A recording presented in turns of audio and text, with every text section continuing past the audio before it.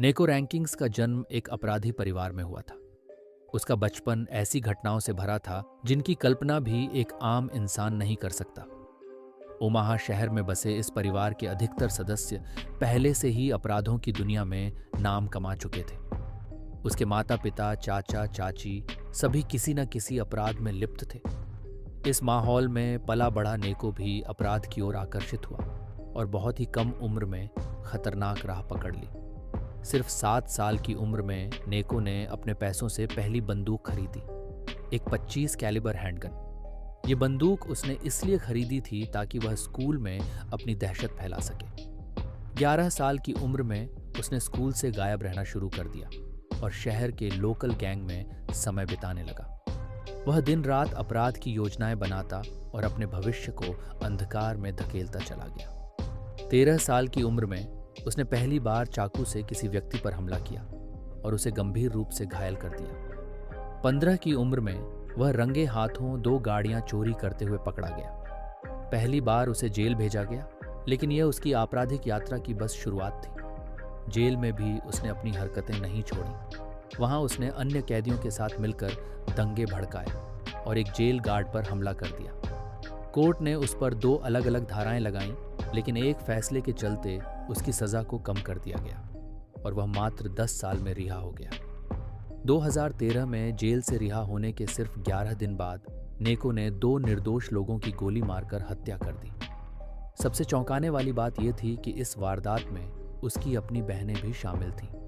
वे पीड़ितों का पीछा कर उनकी लोकेशन नेको को बता रही थी। सिर्फ 8 दिन बाद उसने फिर से एक और हत्या कर दी। इस बार उसने अपने ही दोस्त कैटेज ब्रैडफोर्ड को धोखे से मार डाला। ये वही दोस्त था जिसके साथ उसने जेल में समय बिताया था। दोनों ने जेल से बाहर आने के बाद साथ में तस्वीरें भी खिंचवाई थी, लेकिन नेको के मन में बदले की आग जल रही थी, क्योंकि उसे शक था कि उसके घर पर हुई गोलीबारी में ब्रैडफोर्ड का हाथ था।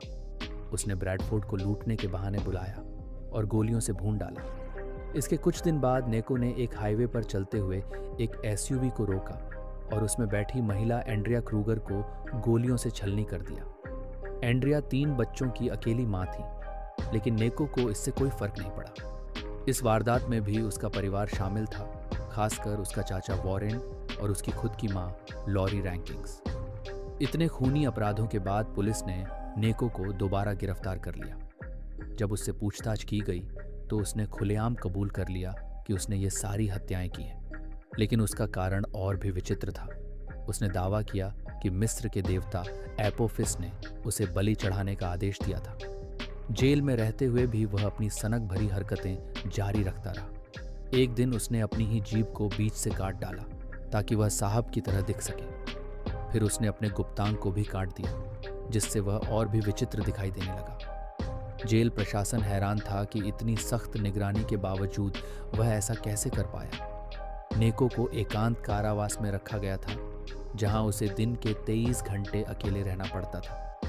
हर 15 मिनट में एक गार्ड उसे चेक करता था और सीसीटीवी कैमरे उस पर लगातार नजर रखते थे। बावजूद इसके उसने न जाने कैसे 7 चाबियों का गुच्छा चुरा लिया और उन्हें एक एक कर निगल गया। उसका सोचना था कि किसी दिन इन चाबियों का उपयोग करेगा, लेकिन वह यह भूल गया कि सुबह होते ही ये चाबियां उसके शरीर से बाहर आ जाएंगी। इस दौरान कोर्ट में उसके मानसिक स्वास्थ्य की जांच कराई गई। सभी विशेषज्ञों ने उसे मानसिक रूप से ठीक बताया, जिससे साफ हो गया कि वह केवल सजा से बचने के लिए पागल होने का नाटक कर रहा था। मई 2017 में 3 जजों की बेंच ने नेको रैंकिंग्स के मामले पर अंतिम फैसला सुनाया। पूरी दुनिया देख रही थी कि इस खतरनाक अपराधी को क्या सजा मिलेगी। जजों ने निर्णय सुनाया, अगर मृत्युदंड किसी कारणवश नहीं दिया जा सकता तो उसे कम से कम 450 साल जेल में बिताने होंगे। इस फैसले के बाद कोर्ट में सन्नाटा छा गया। नेको को वहीं से जेल वापस भेज दिया गया, जहां वह अपनी बाकी जिंदगी एकांत में बिताने वाला था। नेको रैंकिंग्स की कहानी अपराध, हिंसा और पागलपन का एक ऐसा नमूना है जिसे सुनकर भी रूह कांप जाती है। ये कहानी एक ऐसे इंसान की है जिसने अपराध को अपनी पहचान बना लिया था और अंत में उसे उसकी ही क्रूरता की सजा मिली।